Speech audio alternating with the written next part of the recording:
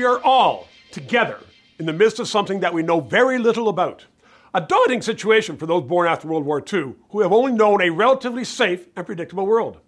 We are facing the unknown. To hear that people can't leave their homes in Spain and France is simply unthinkable. So the task at hand is for individual acts of generosity and kindness from everyone. We all need to look out for those who could use a helping hand. And more specifically, there are thousands of Canadians who are in serious situations. And I'm not just talking about those who are ill. They are in the hands of the medical experts. But tens of thousands are being laid off in restaurants and hotels and event venues who will not be able to buy groceries or pay the rent. Typically, many people in these jobs do not have savings to pay the week's food bill without a paycheck. So far, the government has waived waiting periods for EI benefits, but only for those who are sick. This is just not good enough when you have no food. And those who have been laid off still do not have immediate EI. The Trudeau government needs to get cash into the hands of those who need it now. Bureaucracies do not respond quickly, which is why creative ministers need to think of emergency methods.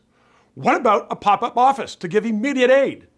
Certainly there's no shortage of empty storefronts across this whole country.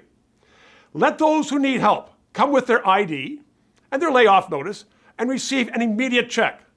Now, this is going to take some ingenuity on behalf of a government that has not been able to fix its own payroll system in 7 years, but it could be done with some clever banking prowess.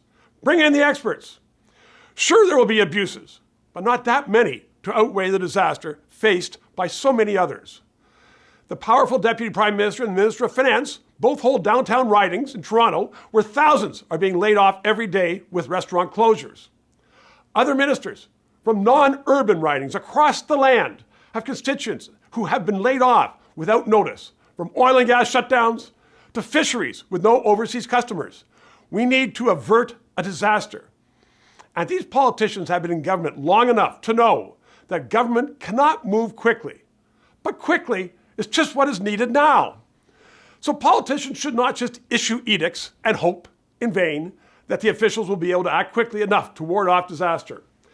Successive generations of well-intentioned governments have tied themselves up in red tape. Canadians need bold yet simple initiatives. Today, right now, Prime Minister, it's time to step up to the plate.